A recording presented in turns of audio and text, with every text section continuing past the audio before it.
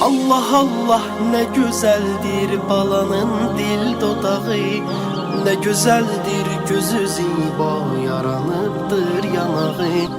Cennetin görmeli tavusidir Nercis balası, var İmam-ı Həsənin huri melekten konağı.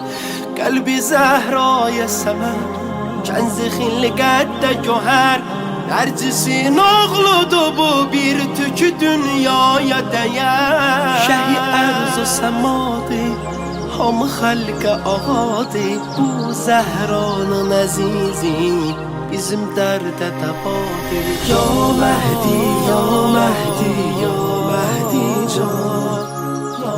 Hər səhər, hər axşam səni çağıran aşiqlərin Allah'tan huzurunu deyil, zuhurunu tələb edirlər. Sən bizim içimizdəsən. Çünki sən imamımızsan.